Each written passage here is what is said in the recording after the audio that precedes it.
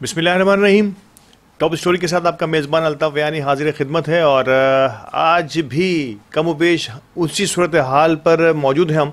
जिस पर आज से कमोबेश हफ्ता 2 हफ्ते पहले हमने बात की थी,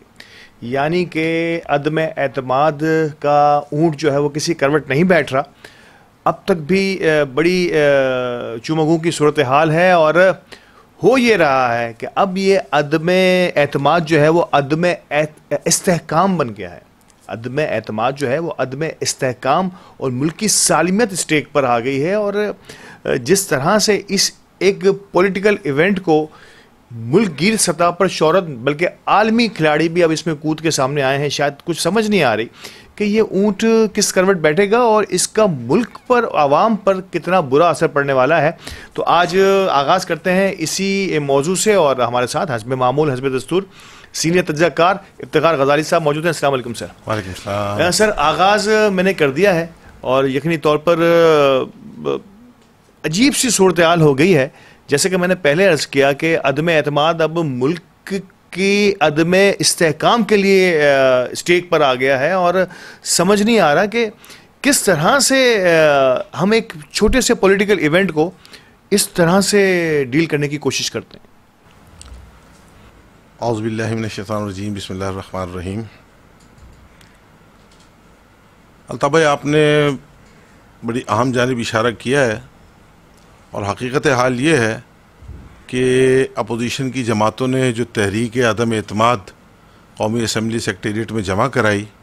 वो मौजूदा सूरत हाल को देखते हुए और मौजूदा सूरत हाल के तनाजुर में हमें बहुत अफसोस के साथ कहना पड़ रहा है कि ये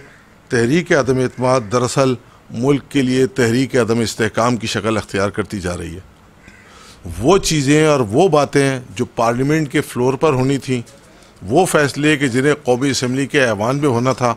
आज हम देख रहे हैं कि हमारी मुल्क की सियासी जमातें और उन सियासी जमातों की लीडरशिप जो है उन तमाम के तमाम फ़ैसलों को सड़कों पर करने के दरपे है। और सूरत हाल इस तरह की बन गई है कि ऐसा ये लग रहा है कि मुल्क जो है वो एक बड़े तसादुम, अनारकी और खाना जंगी की कैफियत की जानिब बढ़ता हुआ नज़र आ रहा है। अच्छा, अब होना क्या चाहिए? अता भाई, सवाल ये है कि ये तमाम की तमाम चीज़ें, ये ख़दशात अपनी जगह पर मौजूद हैं और हम और आप मिलकर गुज़िश्ता कई हफ़्तों से जो है वो इस जानिब इशारा भी अपने प्रोग्रामात में करते रहे हैं और हमारे दीगर मीडिया पर्सनस भी जो है वो इस जानिब इशारा कर रहे हैं। लेकिन काबिल गौर बात और काबिल गौर नुक्ता ये है कि हमारी सियासी लीडरशिप वो क्या चाहती है। आया वो इन तमाम की तमाम चीज़ों को पार्लियामेंट के फ्लोर पर ले जाकर इनका कोई सलूशन, कोई हल निकालना चाहती है, या वो भी मुल्क को अदम इस्तेहकाम की जानिब गामजन करती हुई नज़र आ रही है। बज़ाहिर ऐसा महसूस हो रहा है कि मुल्क की सियासी लीडरशिप जो है वो अपना किरदार अदा करने में मुकम्मल तौर पर नाकाम है, वो अपोजिशन की जमातें हों या वो हुक्मरान जमात हो। यहाँ मैं एक चीज़ की जानिब और इशारा करूँगा कि देखिए अल्ताफ़ भाई, जो हुकूमत होती है ना हमारी, उसका बहरहाल एक रोल होता है। बिल्कुल। और उसे जो है वो जब इस तरह किया जो है वो पारा जो है वो अपने बॉइलिंग पॉइंट से भी ऊपर की जानिब जो है वो बढ़ना शुरू हो जाता है, जी। तो हुक्मरान जो है और जो हमारी हुकूमत की जो लीडरशिप है वो इसको ठंडा करने की कोशिश करती है। जिम्मेदाराना रवैये की बात कर रहे हैं, जिम्मेदाराना किरदार अदा करती है। लेकिन हमें ये महसूस हो रहा है कि जहां एक तरफ अपोजिशन की जमातें जो हैं वो चिंगारी को जो है वो शोला जवाला बनाने पर तुली हुई हैं, वहां हमारे हुक्मरान और हमारे वज़रा जो है वो उस पर जलती पर तेल का काम करते हुए नजर आ रहे हैं। यानी दोनों तरफ जो है वो आग बराबर लगी हुई वाली जो सूरत हाल है वो हमें जो है वो नजर आ रही है। अरकान की एक मंडी लगी हुई है, यानी अरकान की मंडी पर यकीन तो आऊँगा, ये तो बड़ा ही इंपॉर्टेंट सवाल है और इस पर वो लोग वो इदारे जिनको नोटिस लेना चाहिए उन्होंने अब तक क्यों नोटिस नहीं लिया, हम इस पर भी बात करें। लेकिन इससे पहले हुकूमत पे इल्ज़ाम ये धरा जाता है, या इमरान खान की अगर हम बात करें कि इन्होंने ये जो जलसे शुरू किए जिस पर मुस्लिम काफ ने भी अपने जो है ना एतराज़ किया कि ये जलसे दोनों तरफ जानिब से नहीं होने चाहिए। कि आप समझते हैं कि जिस अंदाज से अदम एतमाद को लाने की कोशिश की गई और अब तो ये साफ वाज़े हो गया कि आलमी ताकतों ने जब पाकिस्तान ने अमेरिका और यूरोपीय यूनियन के ख़िलाफ़ या उनके हक़ में सरेंडर होने से इनकार किया, तो इसके बाद से ये सारी कहानी और हमारे ये मामला अदम एतमाद के और ज़्यादा तूल पकड़ गए। मैं सिर्फ ये कहना हूँ कि इमरान खान को अवाम में जाना, जलसे जुलूस करना, क्या ये इस वक्त की ज़रूरत नहीं थी मौजूदा हुकूमत के लिए कि ये जिस अंदाज से अदम एतमाद को प्रीच कर रहे थे कि ये एक हुकूमत फेल हो गई है और फलां फलां फलां, अब हुकूमत को अपना सियासी कद दिखाने के लिए क्या इस किस्म का कोई एक्शन लेना, क्या ये गलत था? मैं सिर्फ आपसे पूछना चाह रहा हूँ। नहीं, देखिए, मैं अर्ज़ करूँ कि जलसे जुलूस करना जो है वो एक सियासी अमल का हिस्सा है, ठीक है ना। वो हुक्मरान जमात हो या हमारी अपोजिशन पार्टियाँ हों या मुल्क की दीगर सियासी जमातें हों, वो जलसे जुलूस तो करती ही हैं और रैलियाँ निकालती हैं। वो कहीं एहतजाजी रैली होती हैं तो कहीं जो है वो इस्तक़बालियाँ रैलियाँ होती हैं। ये तमाम का तमाम सिलसिला जो है वो, और ये हमारा एक पॉलिटिकल कल्चर भी है। लेकिन यहाँ सवाल ये पैदा होता है अल्ताफ़ भाई कि आया हुक्मरानों को इस तरह का रोल प्ले करना चाहिए ऐसी सूरत हाल में, या उन्हें जो है वो जलती पर जो है वो पानी का किरदार अदा करना चाहिए? होना ये चाहिए था कि ऐसी सूरत हाल में कि जब मुल्क की माशी सूरत हाल इंतहाई दगरगू है, पूरी की पूरी इकॉनमी जो है वो आपकी इस वक्त मुकम्मल तौर पर मुतज़लज़िल है और हम जो है वो वर्ल्ड बैंक और IMF के प्रोग्रामों के अंदर मुकम्मल तौर पर जकड़े हुए हैं। ऐसी सूरत हाल में हुक्मरानों को जलती पर तेल के काम की बजाय अपोजिशन जमातों से निगोशिएशंस करनी चाहिए थी, उनसे बातचीत करनी चाहिए थी। साथ ही साथ मैं अर्ज़ करूँ, देखिए आप जो है वो, मैं इमरान खान साहब की जो आप यूँ समझ लें कि उनकी ईमानदारी, पाकिस्तान से उनकी मोहब्बत, उनके जज्बात वो अपनी जगह पर हैं, लेकिन मैं एक अर्ज़ करूँगा कि उनका मुकाबला जो है वो पाकिस्तान के घाघ सियासतदानों से है, ठीक है ना। इस वक्त जज्बात से काम लेने की ज़रूरत नहीं है। मेरा अपना ख्याल ये है कि जिस वक्त तहरीक अदम इस्तेकाम पेश की गई थी, बजाय इसके कि अपोजिशन को मज़ीद टाइम दिया जाता, फ़ौरन असम्बली का इजलास बुला लिया जाता और फ़ौरन असेंबली का इजलास बुला के अपोजिशन को कहा जाता कि जनाब आप अपने 172 अरकान पेश करते हैं सामने। उस वक्त अपोजिशन के पास इतना वक्त भी नहीं होता और वो जो है वो जिस तैयारी में लगी थी, मतलब आज जो सूरत हाल हमें, जो मैंने अभी इशारा किया, मंडी लगना और सारे के सारे मामलात हैं, मेरा नहीं ख्याल था कि अगर फौरी तौर पर इजलास बुला लिया जाता तो उस वक्त जो है वो अपोजिशन इस हवाले से तैयार थी कि जो है वो 172 अरकान को जो है वो असेंबली में पेश कर सकती है। लेकिन हुआ ये कि इमरान खान और उनकी टीम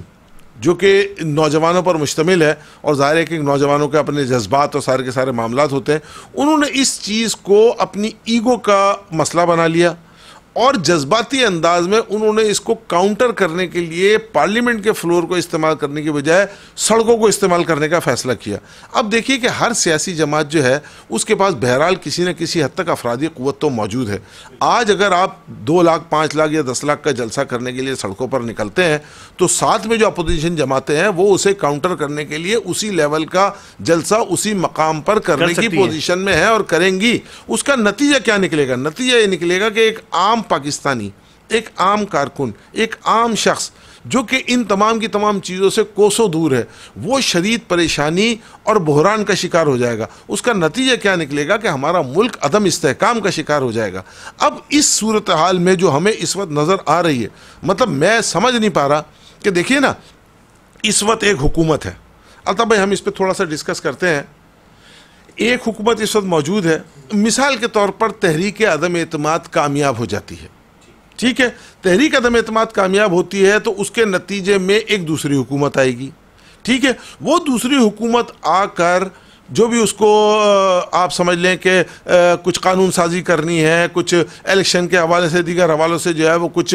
कवानीन असेंबली में पेश करने और उनकी मंजूरी करानी है। उसके बाद वो हुकूमत री इलेक्शन की तरफ जाएगी। जब हुकूमत री इलेक्शन की तरफ जाएगी तो पाकिस्तान का आइन ये कहता है कि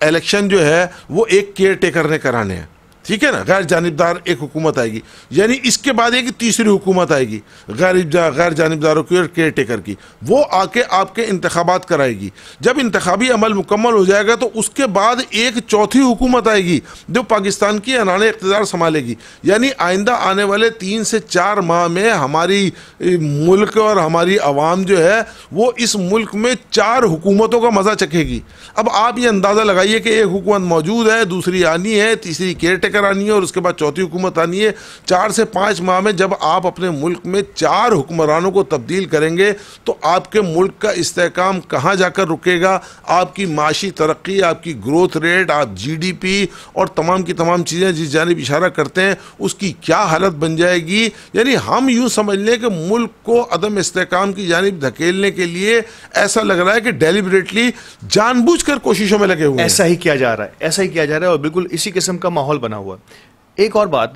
मैं सिर्फ सियासी तज्ज़िया चाहूँगा आपसे कि क्या इस अदम एतमाद की तहरीक जब से इसका शोर होगा हुआ, फिर इसकी बाकायदा प्रोसीडिंग्स शुरू हो गई हैं, अब दोनों जानिब से जो है ना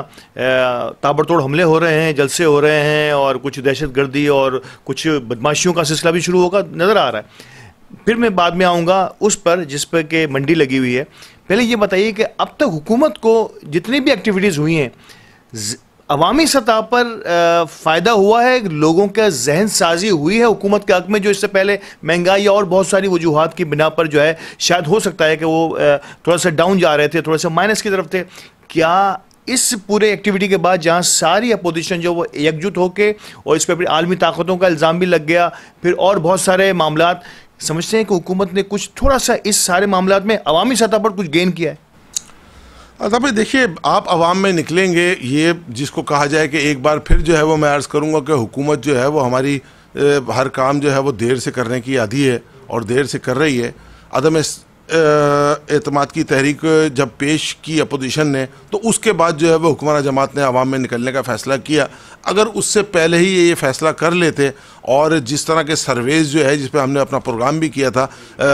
इमरान खान और तहरीक इंसाफ की जो है वो गिरती हुई साख को जो है वो सर्वेज जाहिर कर रहे थे, अगर उसी वक्त जो है वो हुक्मरान जमात जो है वो अवाम में निकलने का फ़ैसला करती और अवाम के सामने फैक्ट्स एंड फिगर रखती और जो मजबूरियाँ और जो तमाम के तमाम मसाइल जिनकी वजह से महंगाई का एक तूफ़ान आया उसको अवाम के सामने रखती, तो मेरा ये ख्याल है कि ज़्यादा बेहतर सूरत हाल होती। बहरहाल हमें इस चीज़ पर नज़र रखने की ज़रूरत नहीं है कि आज जो है वो इमरान खान ने अवाम में अपना खोया हुआ मकाम या तहरीक इंसाफ ने अपनी गिरती हुई साख को बहाल कर लिया है या नहीं कर लिया। असल नुक्ता यह है कि ऐसी सूरत हाल में कि जबकि अपोजिशन तहरीक अदम एतमाद पेश कर चुकी है, 23 मार्च को वो एक लॉन्ग मार्च का ऐलान कर चुकी है, उससे पहले पाकिस्तान पीपल्स पार्टी सिंध से एक बहुत बड़ा लॉन्ग मार्च लेकर इस्लामाबाद तक जाकर अपने तमाम के तमाम कारकुनान को मोटिवेट कर चुकी है, एक्टिव कर चुकी है। ऐसी सिचुएशन में हुक्मरान जमात का भी इस तरह फील्ड में निकलना जो है वो मुल्क को अनारकी और अदम इस्तेहकाम की जानिब ही धकेलेगा। अब इस वक्त जो मैं वो बात उस बात को रिपीट करूंगा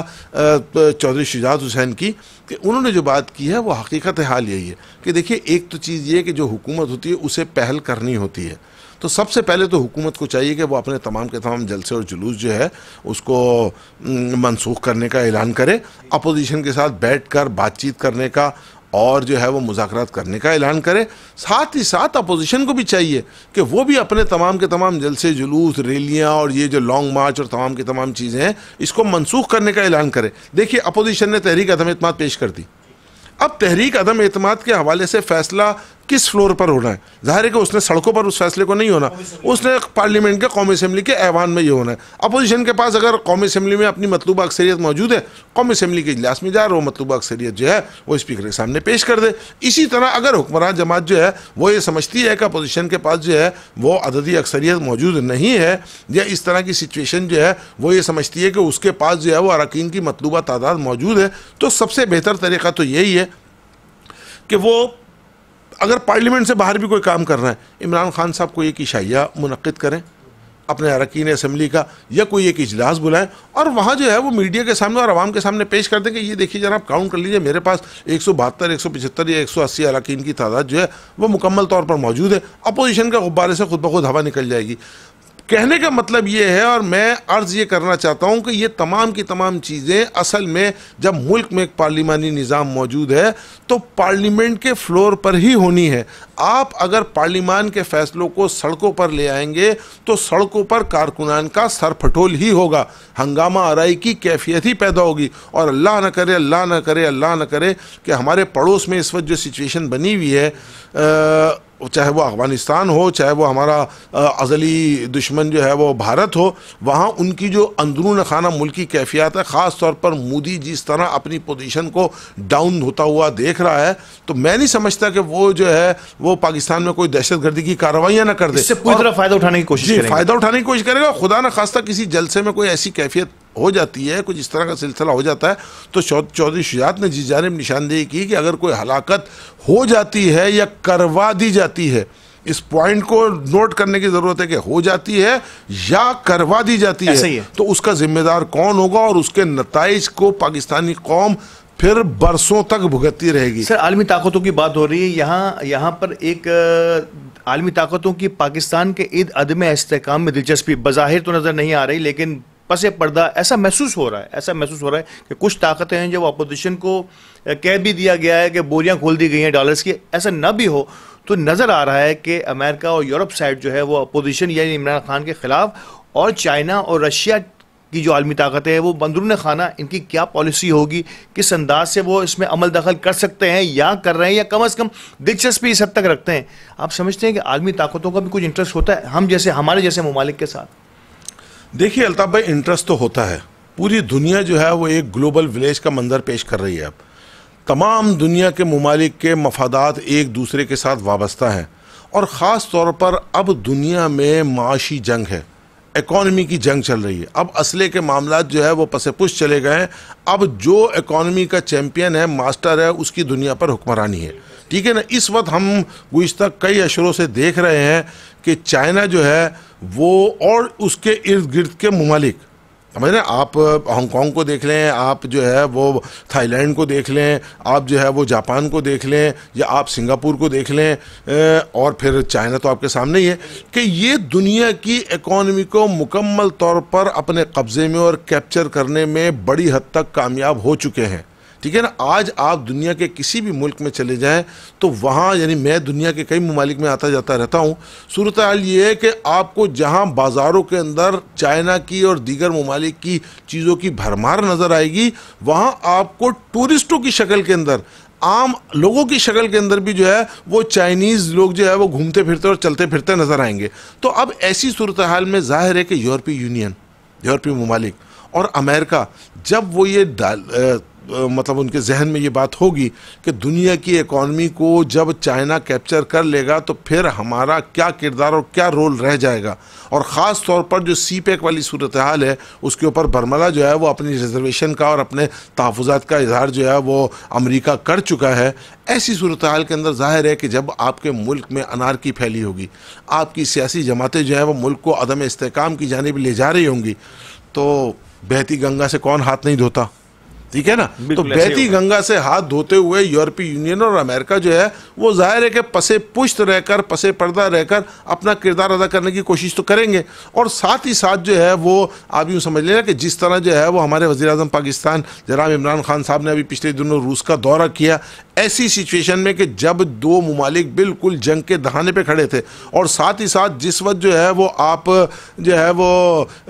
उनके गुमनाम फौजियों की यादगार पर फूल चढ़ा रहे थे, उस वक्त जो है वो फौजें यूक्रेन में दाखिल हो रही थी, और जिस वक्त आप जो है वो सदर व्लादिमीर पुतिन के साथ बैठकर जो है वो निगोसिएशन और मुज़ाकरात कर रहे थे, उस वक्त जो है वो यूक्रेन पर रशियन फौजों की बमबारी जो है वो भरपूर अंदाज में जारी थी। तो ये तमाम की तमाम चीज़ें जो हैं वो दुनिया की नज़र में होती हैं, और फिर आलमी ताकतें जो है वो इस सूरत हाल का फ़ायदा उठाते हुए ज़ाहिर है कि अपना किरदार अदा करने की कोशिश तो करती हैं। हमारे पास इस चीज़ का कोई सबूत नहीं है कि अपोजिशन जमातों को जो है वो कोई डॉलरों की बोरियां और जो है वो यूरो के जो है वो अंबार दे दिए गए हैं, लेकिन बहरहाल जो हमारा माजी है और जिस तरह की सूरत हाल से हम माजी में जो है वो गुज़रते रहे हैं और दरपेश मामलात हमारे सामने रहे हैं, उसमें बईदस कयास नहीं है ये बात कि जो है वो कुव्वतें भी अपना किरदार अदा कर रही होंगी। बिल्कुल बिल्कुल, आलमी ताकतें इसमें भरपूर किरदार अदा कर रही हैं नाजरीन, और यकीनी तौर पर हमारी इस सियासी अलमिया ये रहा है कि छांगा मांगा की सियासत जो है वो आज भी जारी है, और कोई इसे कई बार झुटलाता रहे, 100 बार झुटलाता रहे, लेकिन ये नज़र आ रहा है कि अब बोरियों के मुंह खुले हुए हैं, और फिर से उसी अंदाज से एक एक टोले को एक एक जगह पर रखने की कोशिश भी की जा रही है। तो इस पर बात होगी और साथ ही साथ बात करेंगे कि अपोजिशन के पास अदम एतमाद की तहरीक की कामयाबी के बाद क्या रोड मैप है, इस पर बात करते हैं। हमारे साथ रहिएगा, ब्रेक के बाद मिलते हैं।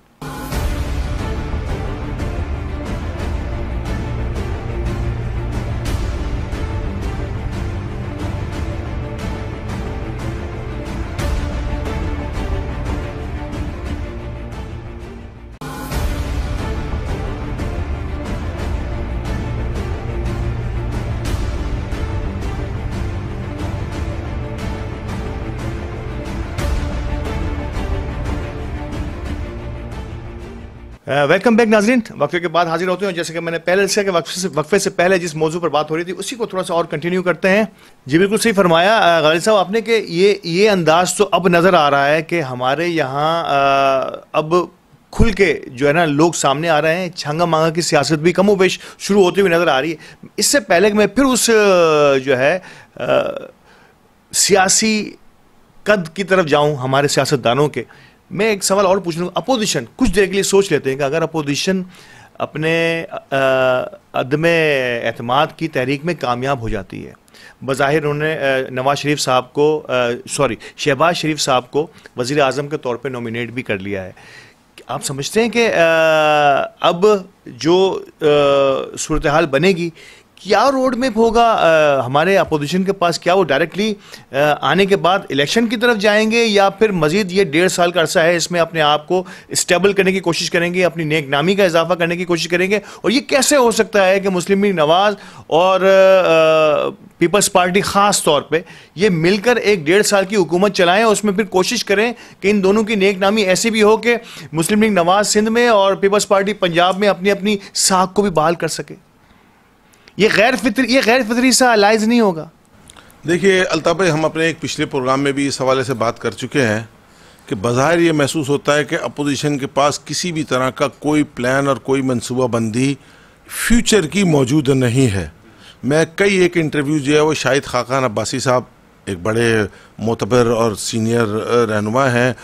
सीनियर नायब सदर हैं मुस्लिम लीग नून के, साथ ही साथ एहसन इकबाल साहब हैं जो सेक्रेटरी जनरल हैं पाकिस्तान मुस्लिम लीग नून के। मतलब एक बड़ी जमात, अपोजिशन की बड़ी जमातों के अंदर सबसे बड़ी जमात जो है वो यही है। शहबाज शरीफ साहब इसी जमात से ताल्लुक़ रखते हैं और इस वक्त अपोजिशन लीडर है।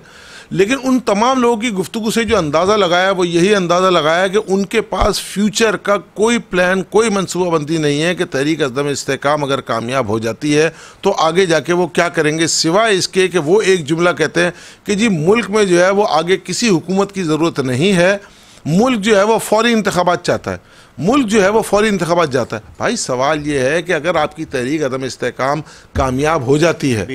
तो आप नेक्स्ट गवर्नमेंट के तौर पर तो आप ही सामने आ रहे हैं ना। अभी इस असेंबली का टर्म जो है वो तकरीबन 1.5 साल बाकी है, तो आया आपने 1.5 साल इस असेंबली को चलाना है या आपने अपोजिशन लीडर को एज ए वज़ीर आज़म पाकिस्तान नॉमिनेट करके फिर उसको एतमाद का वोट दिलाना है, फिर वो अपोजिशन लीडर जो है वो बतौर वज़ीर आज़म पाकिस्तान जो है वो अनाने हुकूमत संभालने के बाद जो है वो री इलेक्शन को जो है वो अनाउंस करेगा या क्या सिलसिला बनेगा? यानी जिसको कहा जाए कि एक जो है वो भानमती का कुनबा जो है उसने एक साजे की हंडिया तो पका ली है, लेकिन असल में वो साजे की हंडिया जो है वो हमें आगे जाके बीच चौराहे में फूटती हुई नज़र आ रही है। कोई प्लान, कोई मनसूबाबंदी और किसी तरह की भी कोई चीज़ नहीं है। साथ ही साथ देखिए, मैं अर्ज़ करूं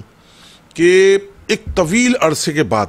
तकरीबन 15 से 20 साल के बाद जो है वो मुल्की सतह पर एक बहुत बड़ा इवेंट जो है वो OIC की वजारत वज़रा ख़ारजा का जो है वो इजलास पाकिस्तान में हो रहा है। यानी पूरी दुनिया के मुसलमान ममालिक की लीडरशिप जो है वो आपके मुल्क में आ रही है, जहाँ वो एक तरफ इस्लामोफोबिया के हवाले से जो है जो UNO ने पाकिस्तान की जानिब से पेश की गई करारदाद को मंजूर किया और अब दुनिया में हर साल 15 मार्च को जो है वो इस्लामोफोबिया के हवाले से जो है वो दिन मनाया जाएगा। तो उस हवाले से वहाँ उसने बातचीत करनी है और गुफ्तगू करनी है, मुस्लिम उम्मा के मुस्तकबिल के फ़ैसले कर रहे हैं।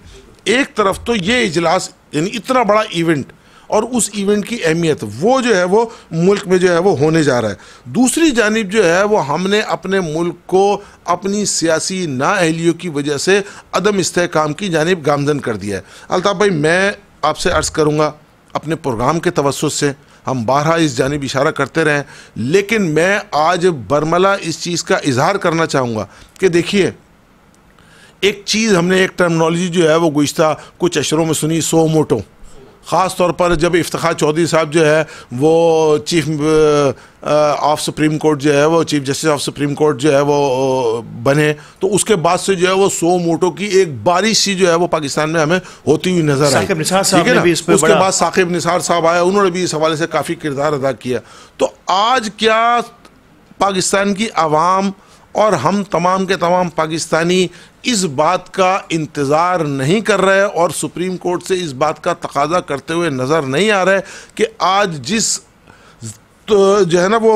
हवाले से ज़्यादा और अहम तरीन ज़रूरत है सो मोटो एक्शन लेने की, मुल्क अनारकी की तरफ जा रहा है। सुप्रीम कोर्ट को इस पूरी की पूरी सूरत हाल पर गहरी नज़र रखते हुए अपना किरदार अदा करना होगा। साथ ही साथ अल्ताफ़ भाई मैं अर्ज़ करूँगा कि देखिए, हमारी जुग्राफियाई सरहदों के निगहबान, हमारी पाक फ़ौज जो सरहदों पर अपनी जान की कुर्बानी दे रही है, जो सीने पर गोलियां खाती हुई नज़र आ रही है, हमें हर दूसरे दिन जो है वो शहादतों की शक्ल में जो है वो अपने फ़ौजी जवानों की जो है वो मैयतें जो है वो सामने नज़र आ रही हैं। हमें उनके वालिदैन के दमकते हुए चेहरे भी नज़र आ रहे हैं और शहादतों की जो है वो नूर जो है वो उनकी पेशानियों पर भी नज़र आ रहा है। लेकिन आज जुग्राफियाई सरहदों के निगहबानों को मुल्क की नज़रियाती सरहदों की निगहबानी के लिए अपना किरदार अदा करना होगा। मैं अर्ज़ करना चाहूँगा कि इस वक्त मुल्क जिस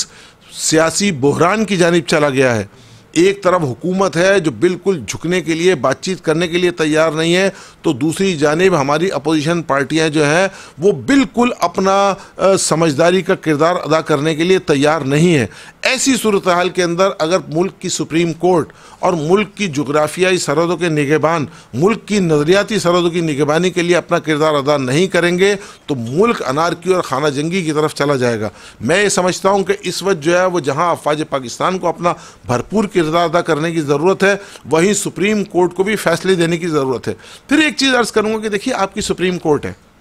मैं अक्सर मीडिया पर्सन्स को, टीवी पर लोगों को बात करते हुए देखता हूँ, सुप्रीम कोर्ट किरदार अदा करे, सुप्रीम कोर्ट किरदार अदा करे। सुप्रीम कोर्ट चंद जजों पर मुश्तमिल एक इदारा है,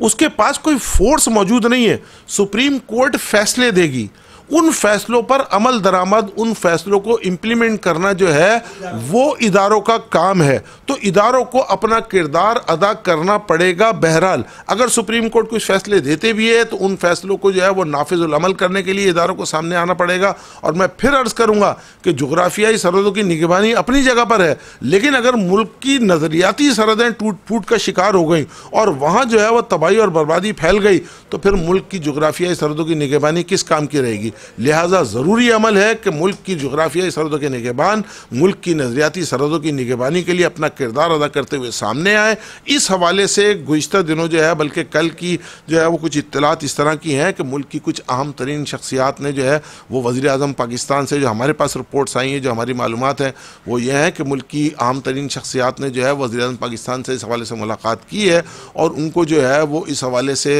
अपनी राय और अपनी तजावीज़ पेश की हैं। मेरा ये ख्याल है कि उन्होंने यकीनन जो है वो मुल्क की बेहतरी के लिए और मुल्क के इस्तेहकाम के लिए अपनी तजावीज़ दी होंगी। ज़रूरत इस अमर की है कि जहाँ मुल्क की सियासी एलीट को, मुल्क की सियासी जमातों के कायदीन को अपना किरदार अदा करने की ज़रूरत है, वहाँ जो है वो मुल्क के हुक्मरानों को भी अपना किरदार अदा करने की ज़रूरत है। ख़ास तौर पर मैं जिक्र करना चाहूँगा अल्ताफ़ भाई, देखिए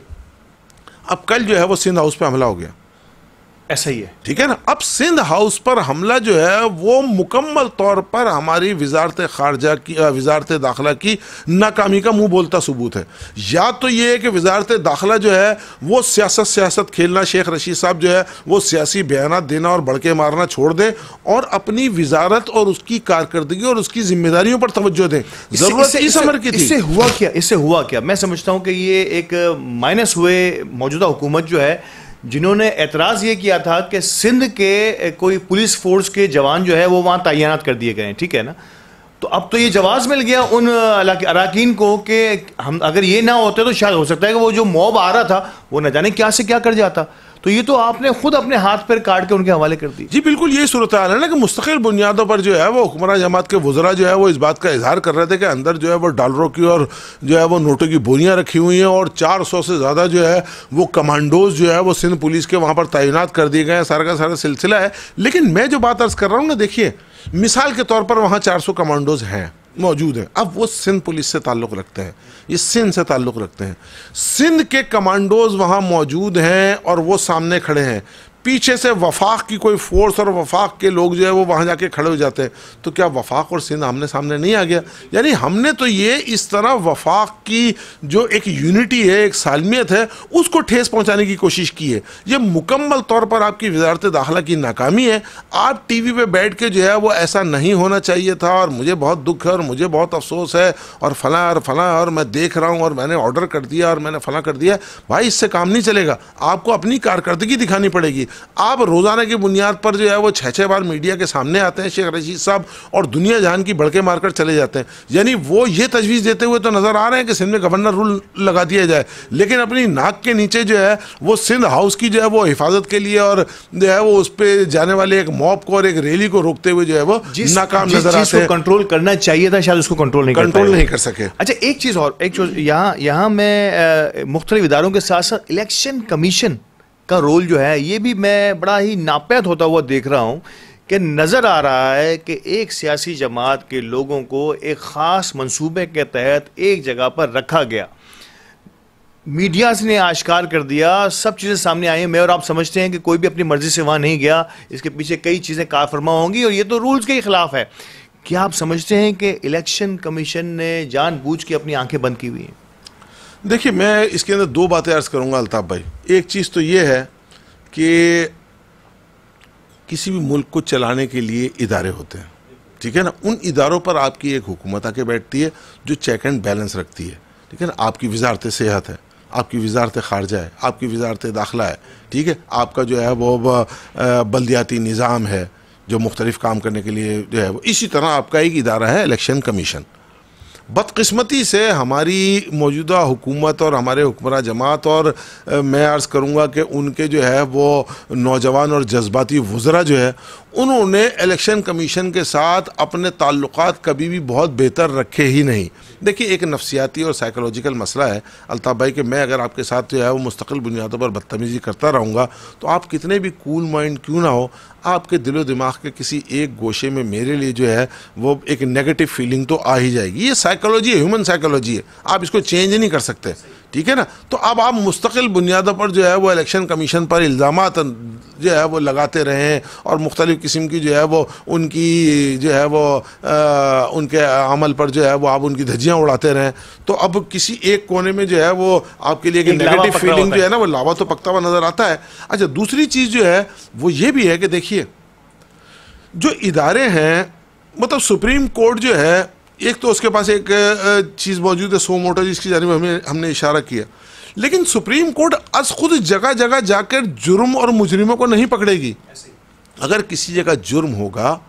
तो आप उस जुर्म की मुकम्मल तफसीलात सबूत के साथ सुप्रीम कोर्ट, हाई कोर्ट या सेशन कोर्ट या जो भी आपका अदालती निज़ाम है उसके सामने लेकर जाते हैं। वहाँ वो तो पूरी की पूरी एप्लीकेशन, पूरी दरख्वास्त, पूरी फाइल सबूत के सामने पेश करते हैं, उसके बाद उस केस की हेयरिंग होती है। तो अब सवाल ये है कि आया इलेक्शन कमीशन के पास जो है वो क्या मौजूदा हुक्मरान जो है जिनकी पार्टी के लोग टूटे हैं वो उन अपने अरकान के हवाले से कोई दरख्वास्त, कोई एप्लीकेशन लेकर गए हैं कि इलेक्शन कमीशन जो है वो इस हवाले से कोई एक्शन ले? जब आप इलेक्शन कमीशन के सामने कोई चीज़ लेकर ही नहीं जाएंगे और इलेक्शन कमीशन से ये तवक्को करेंगे कि वो आज खुद जो है वो कोई ना कोई कार्रवाई करना शुरू कर दे और फिर वो कार्रवाई करके कोई कानून के मुताबिक फ़ैसला कर दे, अगर वो फ़ैसला आपके हक़ में हो तो बल्ले ही बल्ले, और अगर वो फ़ैसला आपके हक़ में ना हो तो फिर आप कड़वा कड़वा थूथू वाली कैफियत को लेके जाए। तो मेरा ये ख्याल है कि अगर तो कोई ऐसी चीज़ मौजूद है और इनके पास इस तरह के सबूत मौजूद हैं कि इनके अरकान ने जो है वो फ्लोर क्रॉसिंग की और पैसे लेके जो है वो अपना ज़मीर और अपना वोट बेचने की कोशिश की है, तो उसको इलेक्शन कमीशन के सामने पेश करें सबूत के साथ। इलेक्शन कमीशन ज़ाहिर है कि जो है वो उस पर फैसला करेगा। साथ ही साथ देखिए, मैं आपको बात बताऊँ, पाकिस्तान के आइन में मौजूद है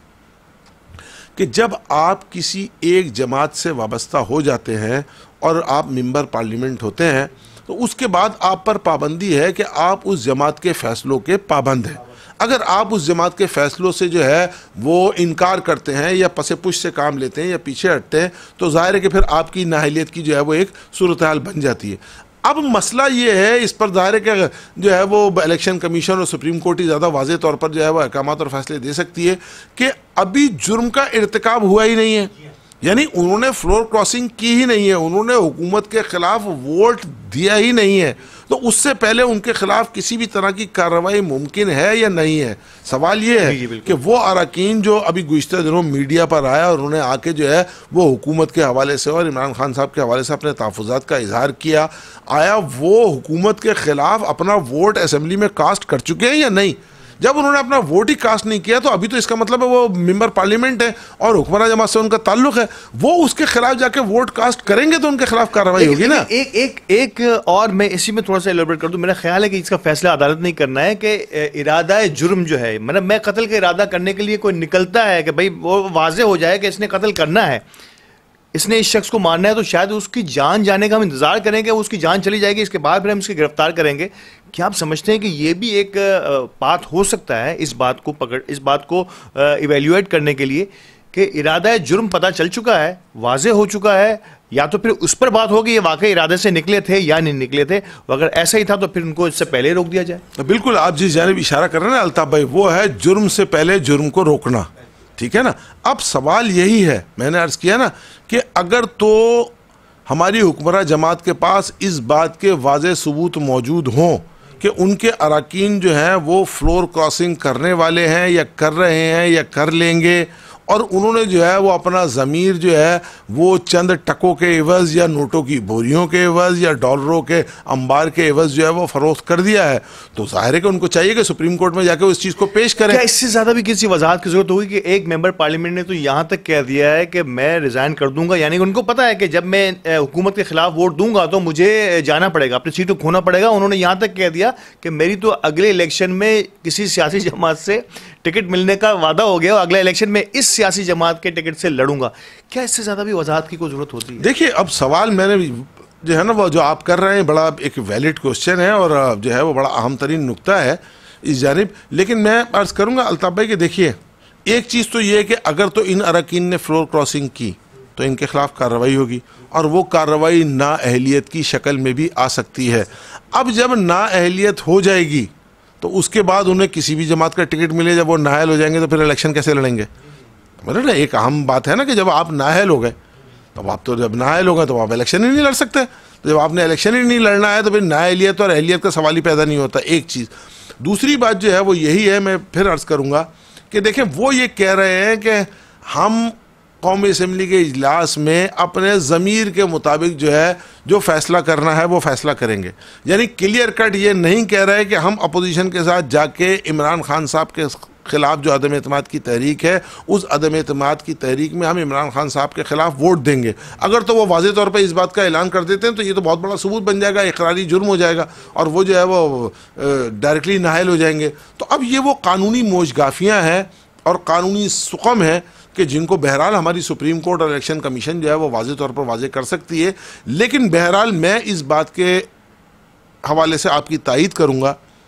कि जुर्म से पहले जुर्म के इर्तिकाब को रोकना भी ज़रूरी है। हम अगर ये अंदाज़ा कर लें कि एक शख्स जो है वो एक छुरा लेकर, एक कुल्हाड़ा लेकर जो है वो बाहर निकला हुआ है और हमें उसके तेवर से, उसकी गुफ्तगू से और उसकी बातों से अंदाज़ा हो रहा है कि आगे जाके ये किसी शख्स को कत्ल कर देगा, तो हमें पहले ही उसको रोकना है, ना कि ये कि हम इंतज़ार करें कि पहले वो जाके कत्ल कर दे और उसके बाद हम उसे गिरफ्तार करें कि साहब इसने कत्ल कर दिया। अहलियत ना अहली तो बात का सबूत कम से कम उस जुर्म करने से उसे रोक दिया जाए और फिर इसके बाद उस पर मजीद तहकीक करके अगर वो वाकई इसी इरादे से निकला तो फिर उस पर जो भी सजा इंपोज होती है वो करनी चाहिए। प्रोग्राम के इस आखिरी हिस्से में नाज़रीन हम कोशिश कर रहे हैं कि हमारे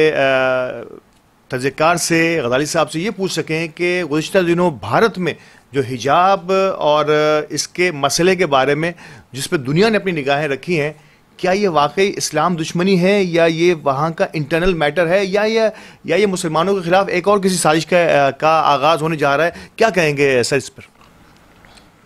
देखिए अल्ताफ भाई, भारत का किरदार जो है वो किसी से ढका छुपा नहीं है, और ख़ास तौर पर जब से जो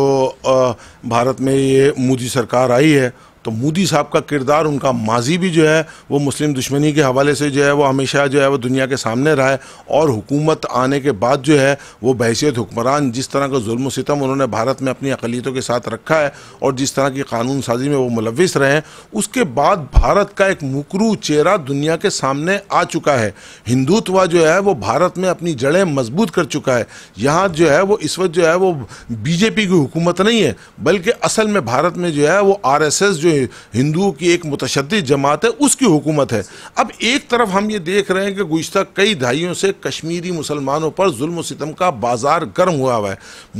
भारत की जो है वो 7 लाख से ज़ायद अफवाज जो है वो एक छोटी सी रियासत को जो है वो मुकम्मल तौर पर घेरे हुए है। गुज़िश्ता कई सालों से वहाँ कर्फ्यू की कैफियत है और रोज़ाना की बुनियाद पर हम देख रहे हैं कि वहाँ कश्मीरी जवानों को जो है वो तलाशी के नाम पर या मुख्तलिफ हवालों से जो है वो शहीद किया जा रहा है। पैलेट्स गनों के इस्तेमाल से जो है वो बच्चियों के और बच्चों के चेहरे मस्क हो चुके हैं, उनकी बीनाइयाँ ज़ाया हो चुकी हैं। एक तरफ ये सूरत हाल है, तो दूसरी तरफ हमें ये नज़र आ रहा है कि मुस्लिम दुश्मनी में जो है वो कर्नाटक में जो है वो उन्होंने जो है वो ख़वातीन पर जो है वो हिजाब लेने की पाबंदी आयद कर दी। उसके बाद इस फैसले को लेकर सुप्रीम कोर्ट में गए तो सुप्रीम कोर्ट ने इस फैसले को बरकरार रखा। मेरा अपना ख्याल ये है कि ऐसी जगह के जहाँ जो है वो जो ममालिक गैर मुस्लिम ममालिक होते हैं या जहाँ पर गैर मुस्लिमों की अक्सरियत होती है, तो वहाँ पर जो है वो अक़लियतों के हवाले से जो है वो उनके पर्सनल लॉज होते हैं और उनके पर्सनल लॉज के हवाले से जो है वो फैसले दिए जाते हैं। इसी तरह जो है वो इंडिया के अंदर भी मुस्लिम पर्सनल लॉ मौजूद है।